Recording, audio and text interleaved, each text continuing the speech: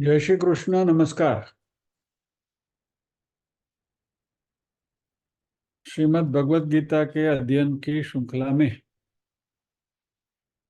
9वें अध्याय राज विद्या राजगुह्य योग के आज के सत्र में सभी साध्यायियों का स्वागत एवं अभिवादन। ओंकार के नाद के साथ प्रार्थना करेंगे।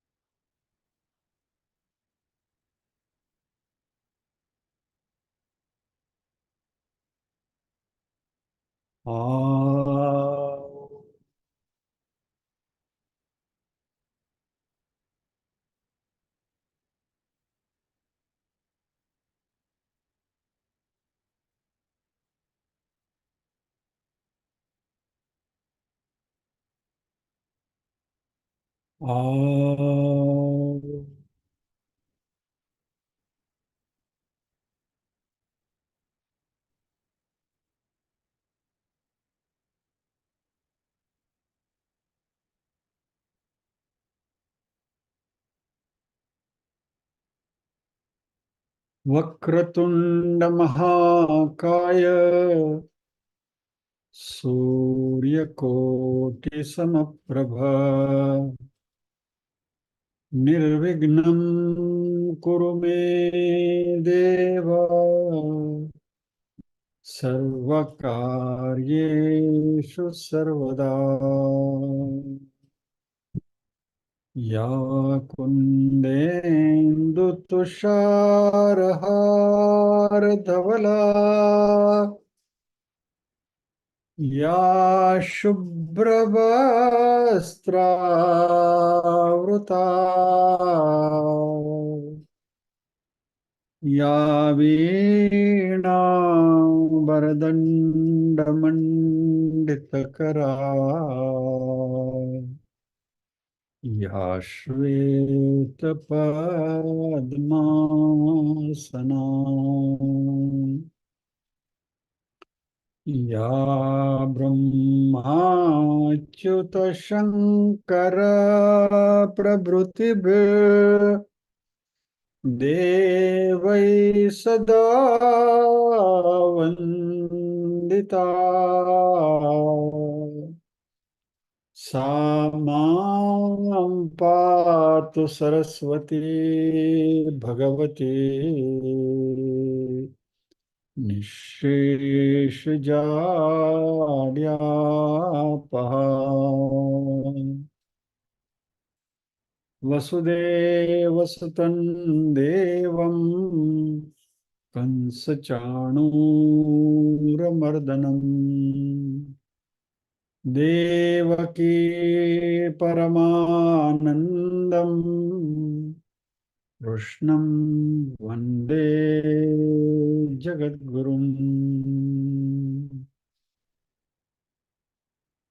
ॐ सहना भवतु सहनौ भुनक्तु सह वीर्यं करवावहै तेजस्विनावधीतमस्तु मा विद्विषावहै। ॐ शान्ति शान्ति शान्तिः। यत्र योगेश्वर कृष्णो यत्र पार्थो धनुर्धरः तत्र श्रीर्विजयो भूतिर्ध्रुवा नीतिर्मतिर्मम।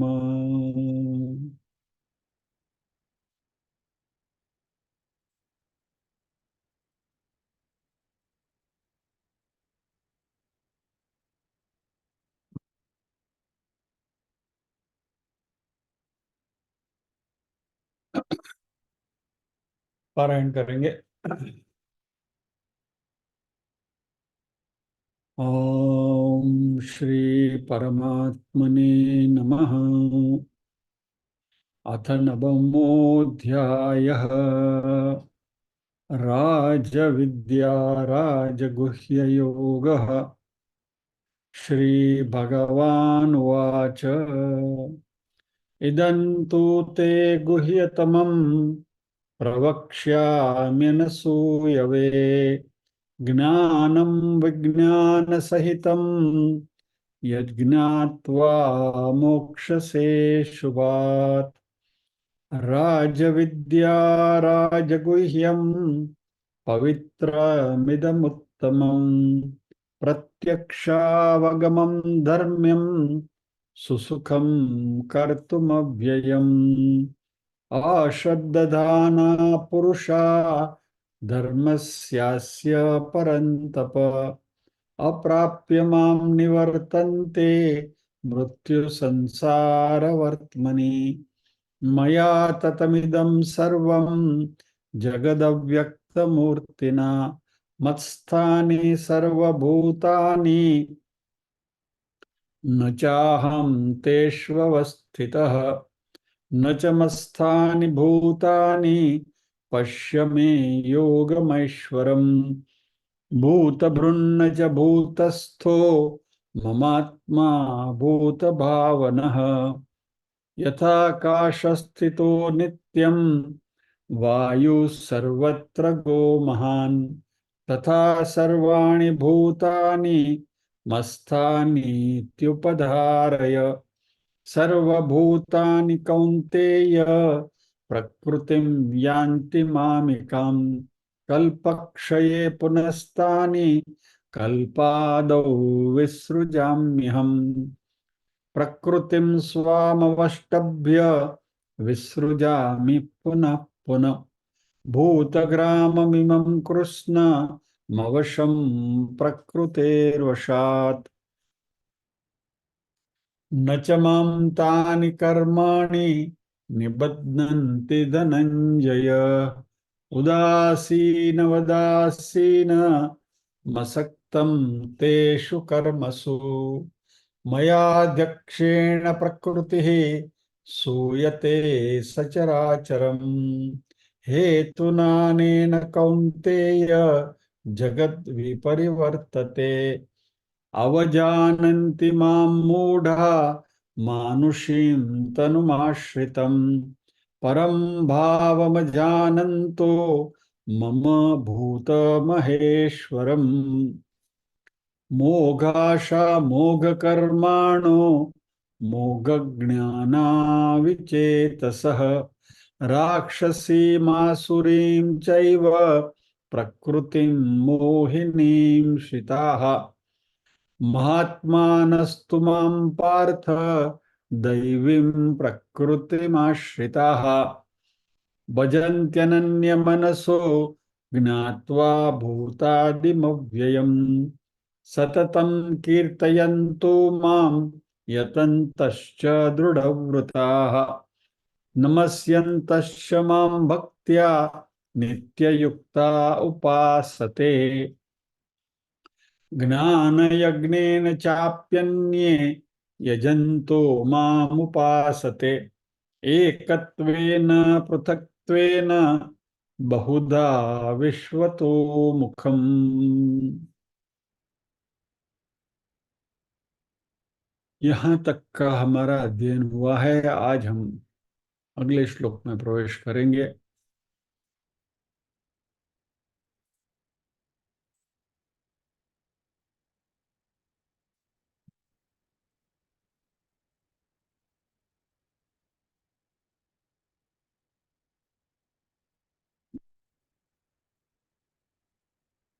जब गत सत्र को समाप्त किया था, अभी समाप्त करते करते मुझे याद है कि शायद ऐसा कहा गया था कि 15वें श्लोक में और भी कुछ कहना बाकी है,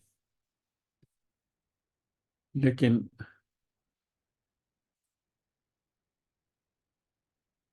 उसके जो पॉइंट्स है वो कुछ आगे पीछे कवर होने वाले हैं, तो इसलिए सोचा कि एक सत्र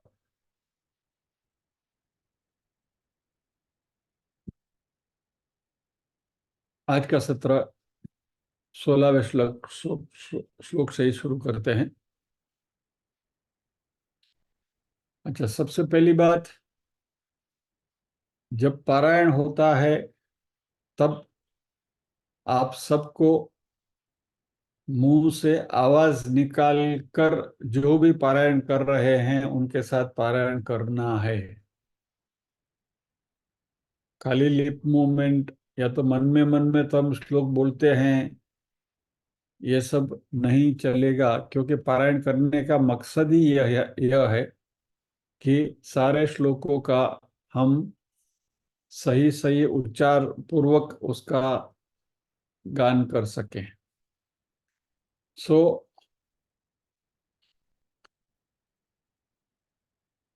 हर सत्र में पारायण इसलिए करते हैं, एक तो श्लोक बोलने की आपकी प्रैक्टिस बनी रहे, और दूसरा, जब भी उस श्लोक का पारायण होता है तो उस श्लोक में हमने जो भी चर्चा करी थी और या तो जो अध्ययन किया था वो फ्लैशबैक के रूप में, भले सब कुछ याद नहीं आता हो फिर भी उसके साथ रिलेटेड जो भी पॉइंट्स है वो मन में फ्लैशबैक के रूप में आने चाहिए, ताकि एक छोटा सा रिवीजन भी साथ साथ होता चले। तो मैं देख रहा था कि पारायण में एक वसंत जी बराबर साथ साथ बोल रहे थे, उनकी लिप मूवमेंट्स में मुझे दिखाई दे रही थी। बाकी सबका अपलम जपलम चल रहा था। कंसिस्टेंटली सभी श्लोकों का पारायण किसी ने नहीं किया है। मुझे यह पता चलता है, आप करते हैं कि नहीं करते हैं, I can make out from here. So वो चीटिंग नहीं चलता है। आज सुरेश जी ने किया था पारायण, लेकिन सुरेश जी थोड़ा मन में बोल रहे थे। आवाज खोलकर, जैसे मैं बोल रहा हूँ वैसे ही आवाज खोलकर आपको वहां जहां बैठे हैं वहां बोलना है, ठीक है? ओके, चलिए, थैंक यू। 16वां श्लोक एक एक चरण में बोलता हूँ, आप दोहराएंगे, फिर बाद में पूरा श्लोक एक बार मैं बोलूंगा, फिर दो बार हम साथ में दोहराएंगे। अहम क्रतुरहम यज्ञः,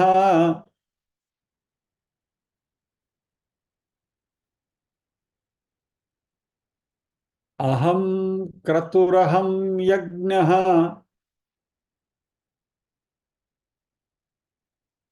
स्वदाहमहमौषधम्, स्वदाहमहमौषधम्,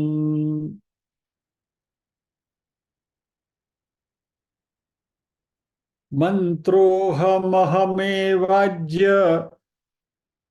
इसको स्प्लिट करते हैं। मंत्रोहमहमेवाज्यम,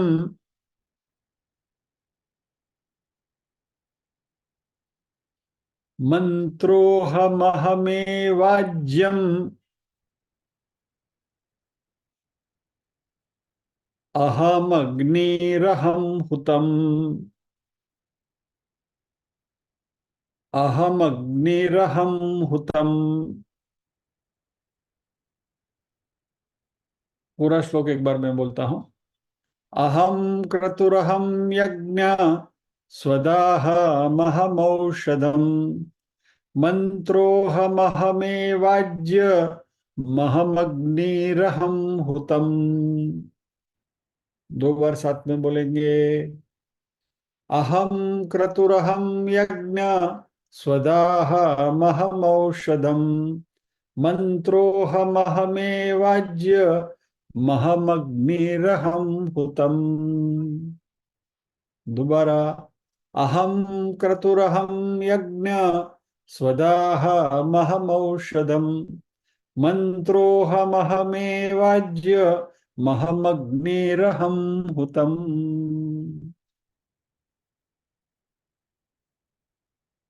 जब हम फिजिकल क्लास में मिलते थे तभी जब पारायण होता था और सब साथ में जब पारायण करते थे तो एक माहौल बनता था, लेकिन वो यहाँ इसलिए शक्य नहीं हो पा रहा है क्योंकि सबकी बैंडविड्थ अलग अलग होती है, और यदि सबको अनम्यूट कर दिया तो वह it will be A chaos। इसलिए ये प्रयोग हमने एक दो बार करके देखा, लेकिन कुछ जम नहीं रहा है। Otherwise it will be desirable कि हम सब साथ में पारायण करें। एनीवे, 16वें श्लोक से भगवान अपने सगुण साकार स्वरूप की कुछ बात करने जा रहे हैं। हमने देखा कि हमारा लक्ष्य निर्गुण निराकार होना चाहिए। फाइनली उसी के ऊपर हमें अपना ध्यान केंद्रित करना है। लेकिन भगवान हमें सगुण साकार के रास्ते से ले जाना चाह रहे हैं, और इन दैट प्रोसेस 16 से 19 तक ये बात चलेगी। अहम यानी कि मैं, क्रतुः यानी श्रोत कर्म, यानी शास्त्रों ने बताया गया विधिवत कर्म, श्रोत कर्म। अहम यज्ञः, मैं यज्ञ हूं, यानी जो पंच महायज्ञ हम कहते हैं वो स्मार्त कर्म जो गृहस्थ को करना चाहिए।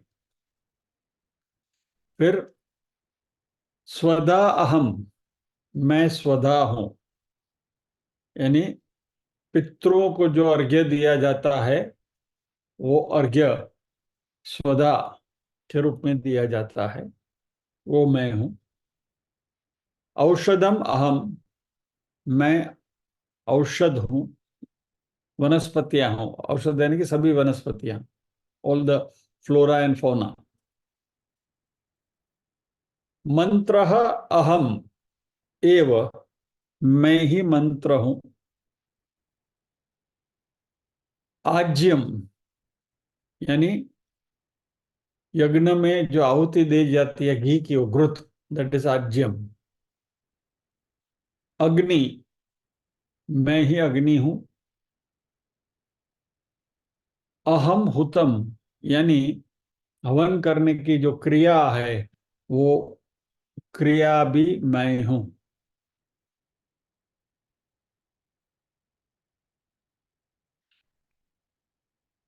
तो भगवान कहते हैं क्रतु मैं हूँ, यज्ञ मैं हूँ, सदा मैं हूँ, औषधि मैं हूँ, मंत्र मैं हूँ, घृत मैं हूँ, अग्नि मैं हूँ, हवन रूप क्रिया भी मैं हूँ। ये मैं की शुरुआत हो गई है यहीं से। 10वां अध्याय पूरा मैं हूँ, और 11वें अध्याय में विश्वरूप दर्शन भगवान दिखाएंगे अर्जुन को। तो ये उसकी यहाँ नींव रखी जा रही है।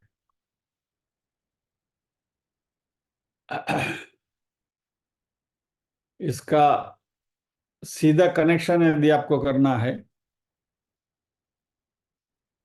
तो श्लोक हमने देखा है, ब्रह्मार्पणम ब्रह्म हविर ब्रह्माग्नो ब्रह्मणाहुतम ब्रह्मैव तेन गंतव्यम ब्रह्म कर्म समाधिना। बराबर, स्ट्रेट यही बात वहां है। ब्रह्मार्पणम ब्रह्म हवि ब्रह्माग्नो ब्रह्मणाहुतम ब्रह्मैव तेन गंतव्यम ब्रह्म कर्म समाधिना। आइए श्लोक में प्रवेश करते हैं।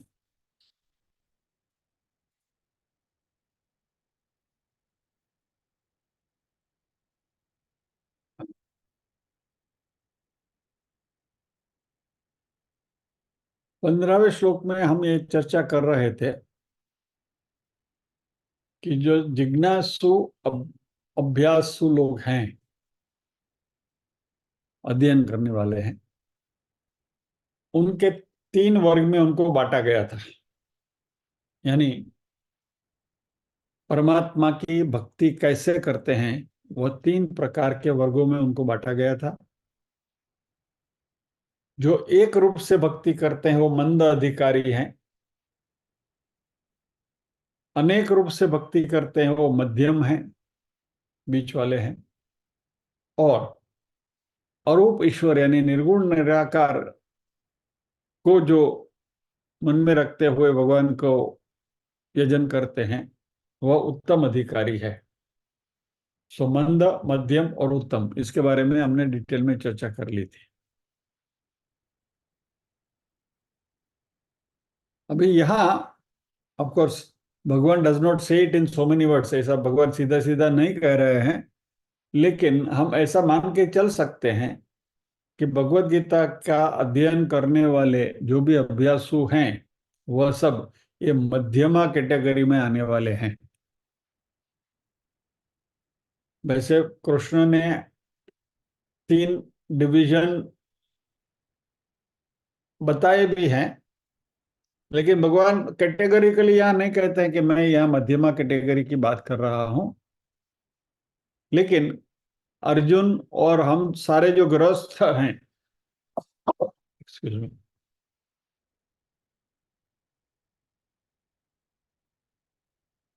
वह सब इस मध्यमा कैटेगरी में आते हैं, और इसलिए इसके ऊपर भगवान थोड़ा ज्यादा ध्यान दे रहे हैं।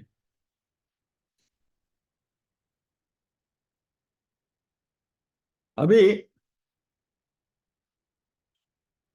इसकी बात करते करते एक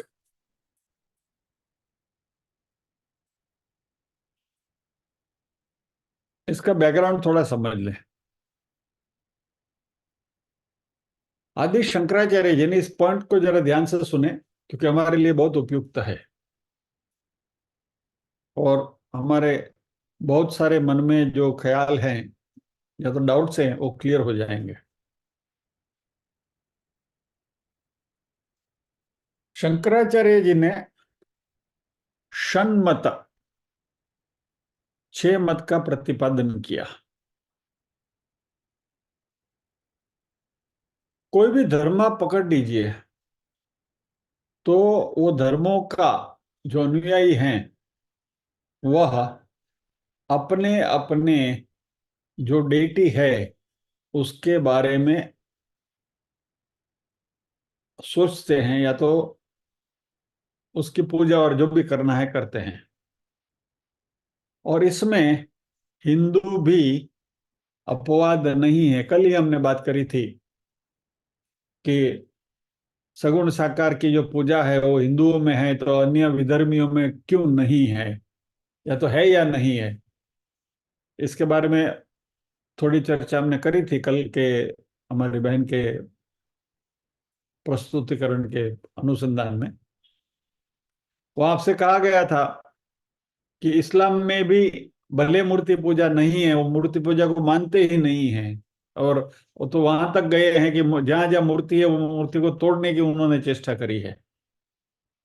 लेकिन फिर भी वो काबा के पत्थर को तो पूजते हैं, तो मूर्ति हो गई ना, इन सम फॉर्म और दी अदर। वैसे हमने कल क्रिश्चियनिटी की भी बात करी थी, क्रॉस की पूजा करते हैं, यीशु की मूर्ति की पूजा करते हैं, मदर मेरी की पूजा करते हैं, वगैरह वगैरह वगैरह। अच्छा, 2 निरीश्वरवादी धर्म, बौद्ध धर्म और जैन धर्म, जो ईश्वर को मानते ही नहीं है, ईश्वर यानी सगुण साकार। और जैन धर्म और बौद्ध धर्म, उनका बेसिक फंडामेंटल प्रिंसिपल ही है कि वो निरीश्वरवादी है, वो बोलता है ईश्वर में मानते ही नहीं है। लेकिन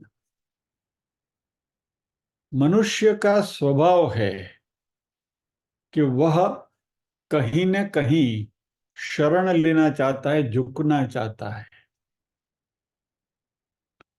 तो बुद्ध को भी फाइनली ईश्वर के रूप में कोई मूर्ति पूजा का उन्होंने कड़ा विरोध किया, और that is the main principal on which बौद्ध धर्म वाज फाउंडेड। फिर भी बुद्ध को अपने अनुयायियों से कहना पड़ा, बुद्धम शरणम गच्छामि, धम्मम शरणम गच्छामि। मैं बुद्ध की शरण में जाता हूं, मैं धर्म की शरण में जाता हूं। यानी किसी न किसी फॉर्म में आपने सगुण साकार की उपासना की विधि बताई। और बौद्ध धर्मी लोग भी यदि निरीश्वरवादी अपने आप को कहते हैं, लेकिन बुद्ध की प्रतिमा तो सभी जगह पर लगाई हुई है, बड़ी बड़ी प्रतिमाएं लगी हैं, और अभी तो उनकी पूजा अर्चना सब कुछ होता है। तो ये बौद्ध धर्म की बात हुई। जैन धर्म वैसे निरीश्वरवादी है। जैन धर्म तो मात्र आत्मा की बात करता है, वो ईश्वर को तो बिल्कुल नकारते हैं। बराबर है। फिर भी जैनों में भी तीर्थंकर हैं, 24 तीर्थंकर है। और अलग अलग नाम से, अलग अलग स्वरूप से भी उनकी भी विधिवत पूजा की जाती है। महावीर स्वामी की भी मूर्तियां हैं, और बाकी के सभी उनके जो तीर्थंकर है सभी के, निमिनाथ जी की मूर्तियां हैं, सभी तीर्थंकरों की मूर्तियां हैं, और उनकी विधिवत पूजा की जाती है। तो वो भी सगुण साकार स्वरूप में ही पूजा करते हैं। जैन धर्म में तो तीर्थंकरों की तो पूजा होती ही है, लेकिन हमारे देवी देवताओं की भी पूजा होती है। शायद आपको मान के सुन के अचरज होगा। वो गणपति की पूजा करते हैं, लक्ष्मी की पूजा, लक्ष्मी की पूजा तो करेंगे ही करेंगे, क्योंकि उनको लक्ष्मी पहले चाहिए। इंद्र की पूजा करते हैं, जो सबसे बड़ी पूजा कहलाती है, जो मैंने करवाई है जैनों को। यानी आई एम ए विटनेस सी। मैं जो बात करता था कि 15 साल में वहाँ महाराष्ट्र में चिपळूण में रहा था, तो वहाँ एक जैन परिवार ने अपने घर में घर देरासर जो बोलते हैं ना, तो वहाँ उन्होंने जिन बिम को लाके रखा था, और उसकी उपासना वो लोग करते थे। तो बीच बीच में उनको ऐसा मन होता था कि पूजा वगैरह करें। अभी वो संस्कृत वंस्कृत तो उनको आता नहीं था। तो उज्जड़ गांव में एरंडो प्रधान, अंधेरी नगरी में कान्हा राजा। तो आई वॉज देयर, थोड़ा बहुत संस्कृत का अभ्यास हो। उनकी पूजाएं मैंने करवाई है, उनका ग्रंथ हाथ में लेकर। यानी कहने का तात्पर्य यह है कि वो भी इंद्र की पूजा भी करते हैं, लेकिन धर्म है निरीश्वरवादी। Anyway, to cut the long thing short, सभी ने ईश्वर को किसी न किसी स्वरूप में अर्चना की ही है, उपासना करी है। हमारे सनातन धर्म में हमने ईश्वर के बहुत सारे स्वरूप देखे हैं, और हमें जो स्वरूप पसंद आया उसको हमने हमारे इष्ट देव के रूप में उपासना करना शुरू किया। And there are an number of them. बराबर। उसमें फिर संतोषी माँ भी आ गई, वगैरह वगैरह, छोड़िए। तो सारे बहुत सारे स्वरूप हैं, सबके मंदिर हैं, सबकी अलग अलग पूजा विधि है। मानो कि माँ खोडियार की पूजा करनी है तो उसकी पूजा की विधि अलग है। बराबर। संतोषी माँ की पूजा करनी है तो उनकी विधि अलग है, वो शुक्रवार कोई होती है, खट्टा नहीं खाना है, ये नहीं करना है, वो नहीं, वो सब बहनों ने किया है, तो सबको मालूम है। I do not want to get into the details of that. Shiv ji की पूजा अमुक प्रकार से ही की जाती है। शिव जी को बिल्व पत्र ही दिए जाते हैं, तुलसी पत्र गलती से भी शिव जी को मत देना। ऐसा सब पूजन अर्चन में सब बहुत सारे डूज एंड डोंट्स है, इन शॉर्ट। और सब अपने अपने इष्ट देव की उपासना करते समय ये डूज एंड डोंट्स को फॉलो करते हैं। शंकराचार्य जी ने देखा कि ये सब अलग अलग रास्ते पे બધું બહુ બધું ફંટાઈ રહ્યું છે. There are so many streams, and ultimately the whole concept is getting diluted. मूर्ति पूजा, तो मेरे जो इष्ट देव है वो मेरे हैं, बाकी सब बेकार हैं, ये सब चलने लगा। तो शंकराचार्य जी ने तभी कहा था कि जो सारे स्वरूप जो हैं वह अलग नहीं है, लेकिन ब्रह्म का ही मूर्त स्वरूप, या तो it is a manifestation of ब्रह्म। यह शंकराचार्य जी ने प्रतिपादित किया। और ये सारे देवी देवताओं को उनकी सगुण उपासना, या तो सगुण ब्रह्म की उपासना उनके रिस्पेक्टिव स्वरूप में करना सही है। और शंकराचार्य जी ने स्वयं बहुत सारे स्तोत्र भी बनाए हैं, जैसे हम शिव मानस पूजा करते हैं, फिर कनक धारा स्तोत्र उन्होंने बनाए, बहुत सारे ललिता सहस्रनाम है वगैरह, बहुत सारे स्तोत्र शंकराचार्य जी ने भी बनाए हैं। लेकिन to make our life simpler, उन्होंने 6 मुख्य देवी देवताओं का नाम दिया। उसको उन्होंने षडमत कहा, षणमत कहा। 6, षण यानी 6। उसमें शिव जी का पूरा परिवार आ गया। शिव, पार्वती, गणपति, कार्तिकेय, 4 हो गए। 5वें विष्णु और छठे सूर्य। ये 6 की पूजा होती है। और इनमें से शंकराचार्य जी ने कहा कि कोई भी गृहस्थ अपने इष्ट देव की अपनी इसके हिसाब से पंचायतन की स्थापना कर सकते हैं। तो शिव पंचायतन होता है, विष्णु पंचायतन होता है, देवी पंचायतन या तो शक्ति पंचायतन होता है, गणपति पंचायतन होता है, सूर्य पंचायतन होता है, वगैरह वगैरह। यानी ये 6 में से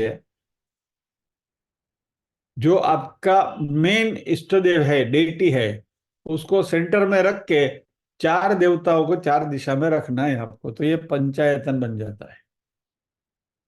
तो मान लीजिए कि मेरे इष्ट देव कृष्ण है, तो मेरा विष्णु पंचायतन बनेगा। तो विष्णु पंचायतन में विष्णु जी सेंटर में आएंगे, बराबर। फिर नॉर्थ ईस्ट में शिव जी आएंगे, साउथ ईस्ट में गणपति आएंगे, लाइक दैट। 4 देवताओं को हम 4 कॉर्नर में रखेंगे, सूर्य को ईस्ट में रखेंगे, वगैरह वगैरह। वो सब उसकी विधि विधान सब ग्रंथों में दिए हुए हैं। मैं उसकी डिटेल में जाना नहीं चाहता हूं। लेकिन ये पंचायतन की पूजा शंकराचार्य जी ने हमें बताई है।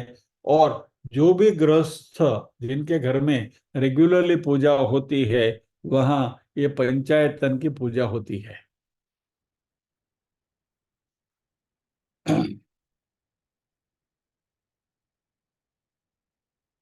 तो शंकराचार्य जी ने हमारे सनातनियों को ये मूर्ति पूजा विधिवत करने का आदेश दिया। और मूर्ति पूजा के द्वारा परमात्मा के साथ एक रूप होने की सारी विधियां उन्होंने बताई। और फिर धीरे धीरे इस मार्ग के द्वारा निर्गुण ब्रह्म तक हमें जाना है।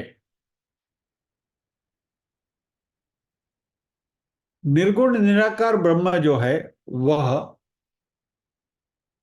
इटर्नल है, शाश्वत है। लेकिन उनका क्योंकि वर्णन शक्य नहीं है निर्गुण निराकार के, इसलिए हमारे संतों ने कहा ना कि अंत नेति नेति कर गए, न इति न इति, उसके वो हम पार नहीं पा सकते हैं यार। यानी कि उनका स्वरूप कैसा है, वो इंद्रियों की पकड़ में नहीं आते हैं, मन की पकड़ में भी नहीं आते हैं। इसलिए मन से, इंद्रियों से, यानी कि स्थूल देह से उनके निर्गुण निराकार स्वरूप के बारे में सोचना मुश्किल है। कल ही जब भी हम ध्यान की बात कर रहे थे, तभी आपको ये बात बताई थी कि this is one of the most difficult process. और ये निर्गुण निराकार ब्रह्म को हम हमारे मन से तो नहीं पा सकते, क्योंकि मन भी स्थूल शरीर का ही हिस्सा है, भले अंतकरण है। तत्वबोध में बात को हमने अच्छी तरह से समझ लिया है। सो स्थूल शरीर का जो भी हिस्सा है, उससे हम परब्रह्म की ओर नहीं जा सकते, या तो उनको नहीं पा सकते। यानी परब्रह्म की मात्रा अनुभूति उनके साथ जब भी हम एकाकार होते हैं तभी होता है। तो यदि मैं आज, कल भी बताया था, आज मैं दोबारा कह रहा हूं कि यदि कोई कहे कि निर्गुण निराकार ब्रह्म का मैं मेडिटेशन करता या करती हूं, तो उनको जय श्री कृष्ण कह के आगे बढ़ जाओ, क्योंकि शक्य ही नहीं है। मेडिटेशन मन से होता है, ध्यान मन से होता है। मन स्थूल उस शरीर का हिस्सा है, और उससे निर्गुण निराकार का ध्यान नहीं हो सकता। Let us understand this very categorically. तो जब तक साधक है, सीकर इज देयर, उसके लिए कोई एक व्हीकल चाहिए, कंटेनर चाहिए, जिसको शास्त्रों ने उपाधि कही है। और ये उपाधि या तो ये कंटेनर वह मन है। और वो मन हमारी जो चेतना है, वो चेतना को, जैसे कोई एक कंटेनर में हम पानी भरते हैं, वैसे मन इस चेतना को उसमें समाने की कोशिश करता है। लेकिन परमात्मा के जो अलग अलग स्वरूप बताए गए, उनमें वैसे कोई फर्क नहीं है। लेकिन किस तरीके से आप उनको अप्रोच करते हैं, उसमें अलग अलग फर्क हो सकता है। और इसके कुछ रीजन, ऐसे कारण ऐसे है कि क्यों ऐसा नहीं हो पाता है, या तो क्यों ये अलग अलग तरीके से उपासना की जाती है। तो सबसे पहले तो हमारा अहंकार।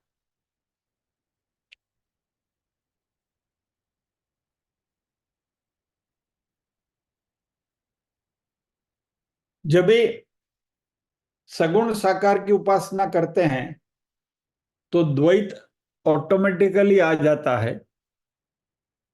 बराबर। जिसकी उपासना करते हैं वो उपास्य देव, उपासक मैं हूं, उससे अलग है।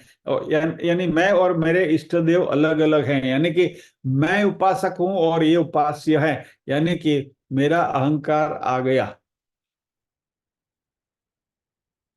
सो हकीकत में हमें उनके साथ एकाकार होना है। तत्वमसि, या तो हम ब्रह्मास्मि, या तो सोहम, जो भी कहो, जिस भाषा में आपको बात करनी है करिए। लेकिन जब तक वहां नहीं पहुंचते हैं, तब तक हम उपासक हैं और ये हमारे उपास्य देव हैं। यानी कि वो अहंकार हमें डिवाइड करता है। हालांकि हम एक ही हैं, लेकिन उसकी अनुभूति होने तक ये डिवीजन रहता है, पहली बात। अभी जो मन की जो बात कर रहा था, मन की भी एक लिमिटेशन, एक हद होती है कि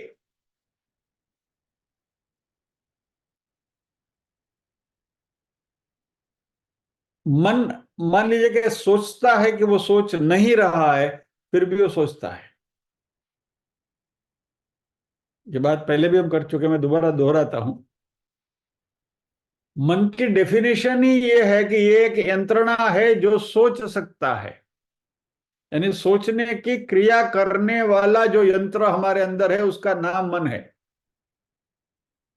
मोमेंट आप कहिए कि my mind has become thoughtless, मन मर गया। क्योंकि विचार आएगा तो ही मन है। मन यह यंत्र है जिसमें विचार आता है।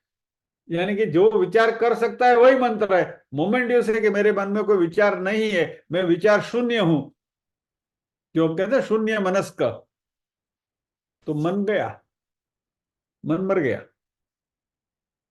और इसलिए निर्गुण निराकार की उसका ध्यान मन से करना अशक्य है। क्योंकि हमें मन से भी परे जाना होगा। You have to transcend the mind to become one with nirgun nirakar ब्रह्म। सो ये मात्र जब इस शरीर का देहभान छूटेगा, तभी शक्य होगा। इसलिए जो अष्टांग योग की हम कल कल बात कर रहे थे, यम नियम आसन प्राणायाम प्रत्याहार धारणा ध्यान समाधि, समाधि के लेवल से आगे जाना पड़ता है। तब जाकर निर्गुण निराकार के साथ हम एकाकार हो सकते हैं। क्योंकि समाधि के लेवल तक भी शरीर तो है। समाधि में से भी आप वापस लौट सकते हैं। तो देह भान जब तक पूरा पूरा ना टल टल जाए, तब तक ये शक्य नहीं है।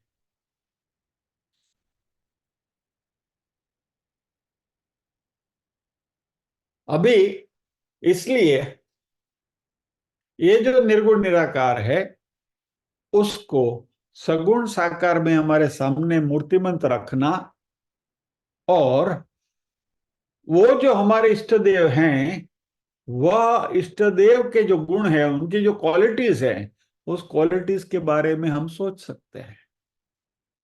मेरे इष्ट देव कृष्ण हैं, तो मैं कृष्ण के बारे में, उनकी जो क्वालिटीज है उसके बारे में मैं सोचकर उनका ध्यान कर सकता हूँ। मेरे इष्ट देव राम है, तो राम जी की क्वालिटीज के बारे में मैं सोचूं। शिव जी इष्ट देव है, तो शिव जी की क्वालिटी के बारे में। गणपति है, तो गणपति के बारे में। जो भी हमारे इष्ट देव हैं, उनके जो गुण है, उनमें जो क्वालिटीज है, उनमें जो वर्च्यूज हैं, उसके बारे में हम सोचते हुए हम उनकी उपासना कर सकते हैं। और इसलिए ये परमात्मा की पूजा या तो वर्शिप, इसे हम समझदारी पूर्वक, यानी विथ अंडरस्टैंडिंग, और प्रैक्टिकली हम ये कर सकते हैं। सो पूरी जो मूर्ति पूजा का शास्त्र जो है, या तो रहस्य जो है, वो यह है।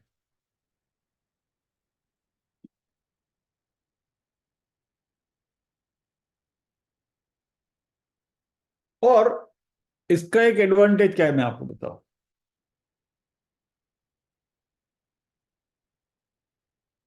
कि मेरे सामने मेरे इष्ट देव की मूर्ति है, तो यह हमें एक साइकोलॉजिकल एडवांटेज देता है।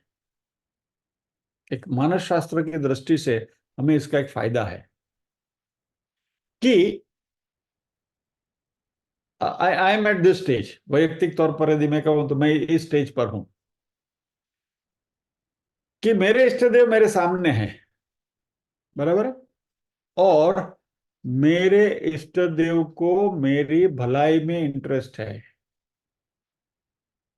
My god, my personal god, my इष्ट देव is interested in my welfare.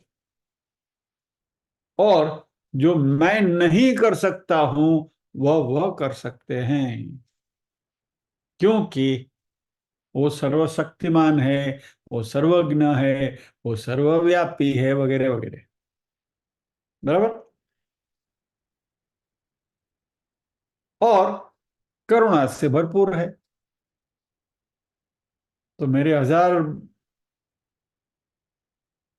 दुष्कृत्य भी वो माफ कर देंगे, क्योंकि करुणावान है। यानी हमारे सामने एक ऐसा व्यक्तित्व हमने खड़ा कर दिया कि जिसके पास हमें हमेशा सुकून मिलता है, जिनके सामने बैठकर हमें शांति मिलती है, क्योंकि मालूम है कि ये मेरा कुछ बिगाड़ने वाले नहीं, क्योंकि बिगाड़ने की उनमें क्षमता ही नहीं है। Because only virtue that he has is Karuna, compassion.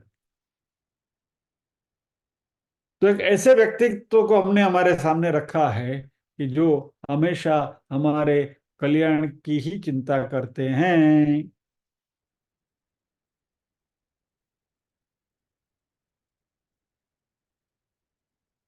अच्छा, इससे धीरे धीरे फायदा क्या होता है कि जैसे जैसे मुझे और जीवन के जो अनुभव हैं, बहुत सारे अनुभव ऐसे होते हैं, मेरे केस में बहुत सारे हुए हैं। एक एक बात आपसे करूंगा तो विल बी रियली सरप्राइज कि हाँ, ऐसा भी होता है क्या।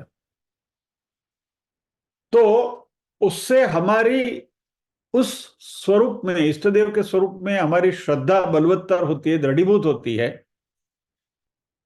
और धीरे धीरे धीरे धीरे धीरे हम अपने आप को भूलकर उनमें तन्मय हो जाने की कोशिश करते हैं, तो हो होते रहते हैं। यानी कि वो मात्रा धीरे धीरे बढ़ती जा रही है। यानी कि हम अपना देवभान भूलकर हम कृष्णमय, या तो विष्णुमय, या तो शिवमय, या तो गणपति में बन जाते हैं। तो this is the manner in which हम सगुण साकार से निर्गुण निराकार तरफ की यात्रा कर सकते हैं।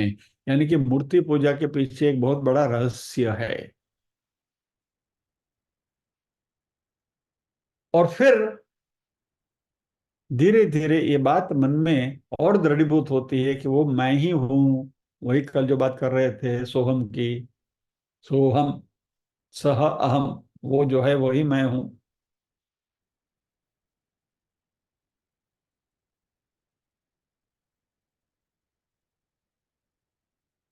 तो जब भी हम हमारे इष्ट देव को हमारे जैसे मनुष्य का देह धारण किए हुए जब भी उनकी उपासना करते हैं, तो हमें उनके साथ तादात्म्य होता है। यानी we feel oneness with our isht देव।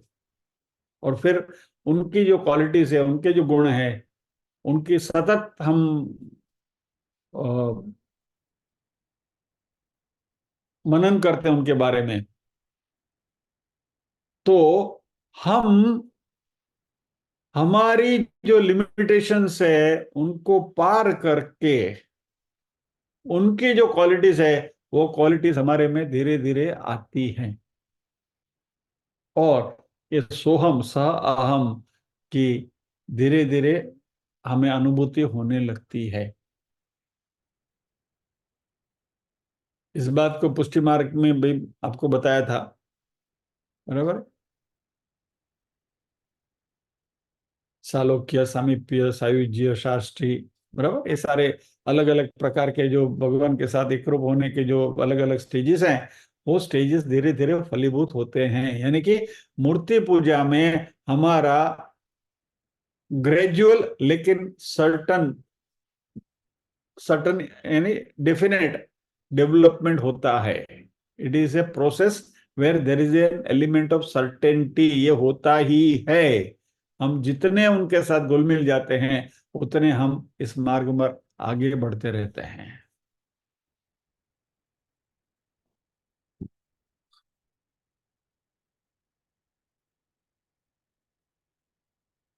अभी यह मैं थोड़ा श्लोक से डाइग्रेस कर रहा हूं, लेकिन ये सारी जो बातें हैं वह हमारे जीवन की जो प्रैक्टिकल उपासना की जो पद्धति है उसके लिए उपयुक्त है। तो मूर्ति पूजा की जब भी हम शुरुआत करते हैं, तो सबसे पहले हम संकल्प करते हैं, बराबर। और संकल्प में हम स्थल, समय, ये सब हम डिक्लेयर करते हैं और फिर हम पूजा शुरू करते हैं, बराबर है। वो पूरा संकल्प है, अभी मैं उसके डिटेल में नहीं जाता हूँ। इस देश में, इस नदी के किनारे, इस जहाँ, यहाँ, इस समय पर, इस महीने की इस तिथि पर, फिर ये नक्षत्र है, ये करण है, ये बल्लभ है, ये ब्ला ब्ला ब्ला ब्ला, ये समय पर मैं इस भगवान की पूजा करूंगा, ऐसा संकल्प हम करते हैं। और उस संकल्प में उस पूजा का पर्पस भी मेंशन करते हैं कि आज हम सत्यनारायण भगवान की पूजा करेंगे, या तो दिवाली के दिन आप करते हैं तो संकल्प करते हो करेंगे, लक्ष्मी पूजन करेंगे, बराबर है। महाशिवरात्रि के दिन यदि आप शिव जी का पूजा कर रहे हैं तो आप शिव जी के बारे में संकल्प करेंगे कि हम शिव जी की आराधना करेंगे, वगैरह वगैरह।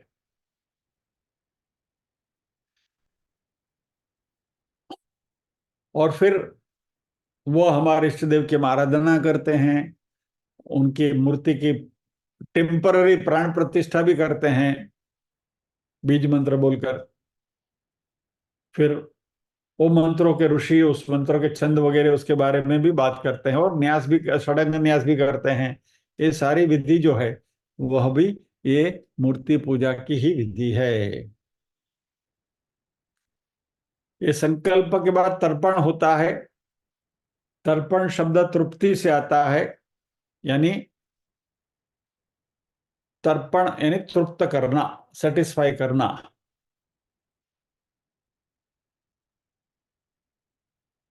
और फिर हम इस देवता का तर्पण भी करते हैं, यानी कि इस देवता को हमारे शास्त्रों ने बताए गए मंत्रों की विधि विधि पूर्वक उनका हम यजन करते हैं, तर्पण करते हैं उनका। फिर वो जल से जलाभिषेक करके करते हैं, दूध का स्नान करके करते हैं, पंचामृत स्नान से भी करते हैं, वगैरह वगैरह।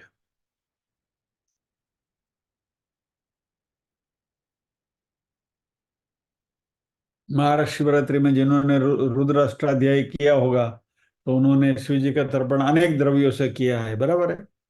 गंगा जल से किया, काले तिल से किया, भस्म से किया, अत्तर से किया, पंचामृत से किया, जल से किया, वगैरह वगैरह वगैरह वगैरह। तो ये सारी तर्पण की क्रियाएं हैं।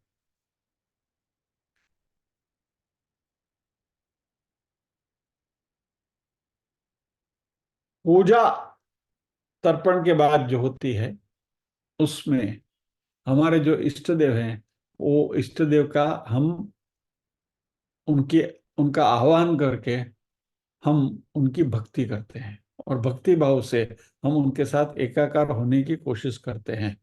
और ये पूजा विधि यदि हम शुद्ध मन से इन्वॉल्व होकर करें, तो it can take you up to the level of samadhi, कि आप परमात्मा के उस स्वरूप के साथ बिल्कुल एकाकार हो सकते हो, यदि पूजा ढंग से की जाए तो। और ये सब करने के बाद इसका हमें फल मिलता है, और ये फल भी हम परमात्मा को अर्पण करते हैं। इदम फलम मया दत्तम, बराबर, कि भैया प्रभु, ये जो भी सारा मैंने किया, उसका जो भी फल है, मैं आपको अर्पण करता हूँ। यानी कि निष्काम भाव हमारा उसमें स्थापित होता है।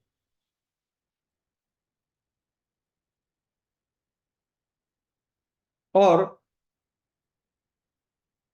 यह जो फल है, वो फल हमें मिलता है, ऐसा शास्त्रों का कहना है। अभी कोई स्पेसिफिक भौतिक इच्छा के साथ यदि आपने वो पूजा करी हो, मान लीजिए कि सत्यनारायण की पूजा में तो जो 5 अध्याय में जो विधि आती है, और साधु वाणिया का कठियारा वगैरह की जो कहानियां आती हैं, तो उन्होंने कोई स्पेसिफिक इंटेंशन के साथ, कुछ इच्छा के साथ वो व्रत किया था, और उसका फल उनको मिला था, बराबर। और हम या तो ये फल पूजा का लोक कल्याण के लिए भी परमात्मा को अर्पण कर सकते हैं, कि "हे प्रभु, मैंने ये पूजा करी है, और इससे यदि आप तृप्त हुए हैं, तो हम सर्वत्र सुखिनो संतु सर्वे संतु निरामयाः सर्वे भद्राणि पश्यन्तु माँ कश्चित् दुख भाग भवेत्", ऐसे लोक कल्याण की भावना से भी हम परमात्मा को ये फल अर्पण कर सकते हैं। या तो हम परमात्मा के ऊपर ही छोड़ देते हैं कि आपको जो भी फल देना है आप दीजिए।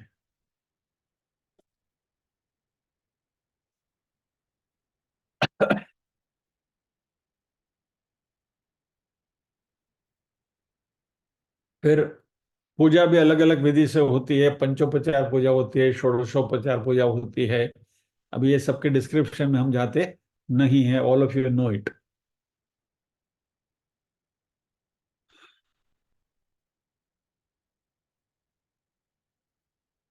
फिर जप करते हैं हमारे इष्ट देव के नाम का,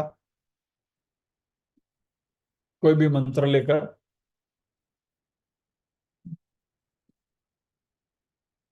होम भी करते हैं, हवन भी करते हैं। उसमें हम अग्नि प्रज्वलित करते हैं, और अग्नि को देव मुख कहा गया है, सभी देवताओं का वो मुख है। और इसलिए हम जो भी द्रव्य अग्नि को अर्पण करते हैं, वह उस रिस्पेक्टिव देवता के मुख में हम अर्पण कर रहे हैं, ऐसा भाव है उसमें। और अग्नि इन सबको रिस्पेक्टिव देवता को पहुंचाते हैं। तो जो भी हवि हम डालते हैं यज्ञ में, वह यह अग्नि के द्वारा वो देवता को पहुंचाई जाती है। और इसलिए जब भी हम हवि डालते हैं, तभी हम स्वाहा शब्द का प्रयोग करते हैं। जिस देव को हमने हवि अर्पण करते हैं, वो देव का नाम लेकर स्वाहा बोलते हैं। इंद्राय स्वाहा, चंद्राय स्वाहा, जो भी देवता का नाम है, शिवाय स्वाहा, जिनको भी हमको देना देना है, उसके नाम लेकर स्वाहा कहते हैं। ये स्वाहा का अर्थ है, स्वाहा जो है, पहले भी ये बात आपसे करी है, मैंने दोबारा रिपीट करते हैं। स्वाहा और स्वधा अग्नि की दो पत्नियां हैं। और जब हम स्वाहा कहते हैं, तो देवता स्वरूप जो हैं, जिनको हम ये अर्पण करते हैं, तो अग्नि की पत्नी स्वाहा ये सारा हवि लेकर वो रिस्पेक्टिव देवता को पहुंचाती है। और जब भी पितृ तर्पण करते हैं तभी ऐसा ही होम किया जाता है, लेकिन उसमें स्वधा शब्द का प्रयोग किया जाता है, स्वाहा का नहीं। तो अग्नि की जो दूसरी पत्नी स्वधा है, वह वो हवि द्रव्य लेकर पितरों को पहुंचाती है। So she is acting as a courier. देवताओं के लिए स्वाहा है और पितरों के लिए स्वधा है।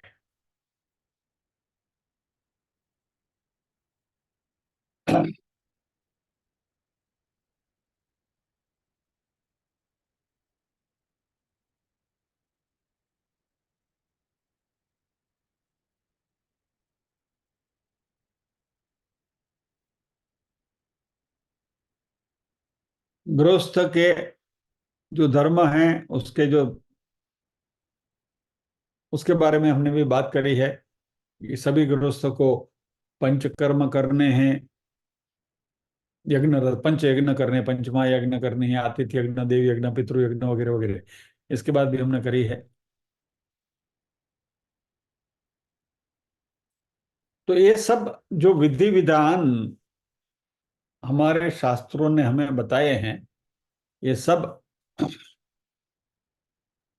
हमारे इष्ट देव के स्वरूप के द्वारा निर्गुण निराकार तक पहुंचने की ये सारी सीढ़ियां हैं। तो coming back to original topic जहां हम थे, कि शंकराचार्य जी ने ये षण्मत स्थापना करी, और ये षण्मत स्थापना करने के पीछे उनका जो मकसद था, वह एक स्वरूप दूसरे स्वरूप से उच्च है या तो निम्न है, ज्यादा बेहतर है या तो कनिष्ठ है, ये भाव को निकालने के लिए, यानी कि शिव जी बड़े हैं या तो गणपति बड़े हैं, क्या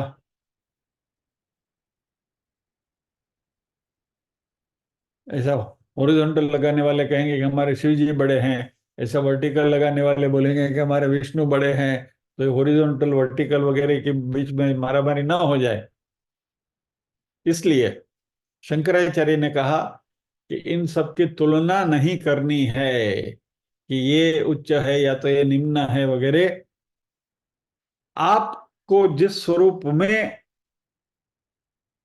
आपका मन है, या तो जो स्वरूप आपको भाता है, जिसको आप अपना इष्ट देव कहते हैं, उस इष्ट देव की आप पूजा करिए। लेकिन बाकी किसी को भी आप उनकी भत्सना मत करिए, तो डोंट क्रिटिसाइज द अदर स्वरूप। यानी यह एक रूप भक्ति करते करते अनेक रूप भक्ति होती है, यानी यू वर्शिप योर इष्ट देव लेकिन रिस्पेक्ट ऑल अदर फॉर्म्स।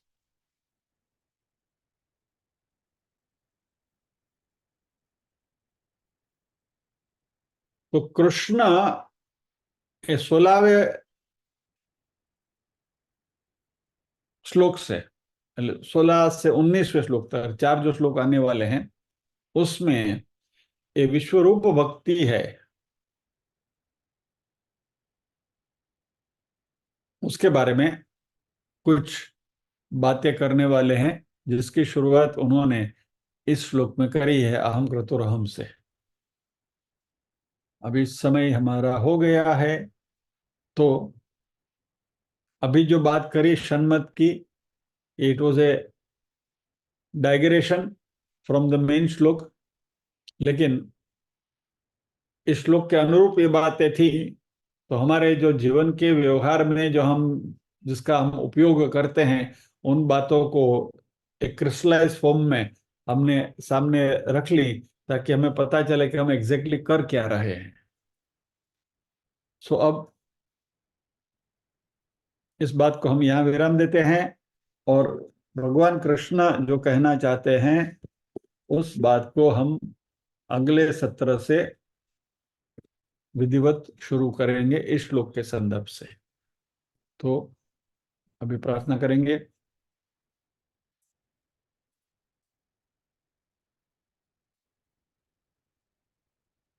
ओम असतो मा सद्गमय, तमसो मा ज्योतिर्गमय, मृत्योर्मा अमृतंगमय। सर्वेषां स्वस्तिर्भवतु, सर्वेषां शान्तिर्भवतु, सर्वेषां मङ्गलं भवतु, सर्वेषां पूर्णं भवतु, लोकाः समस्ताः सुखिनो भवन्तु, लोकाः समस्ताः सुखिनो भवन्तु। नाहं कर्ता हरिः कर्ता, हरिः कर्ता हि केवलम्। ओम शांति शांति शांति। सभी के हृदय कमल में विराजमान परम कृपालु परमात्मा को वंदन करते हुए आज के सत्र को विराम देते हैं। अगले शनिवार फिर मिलेंगे इसी श्लोक के साथ। जय श्री कृष्ण।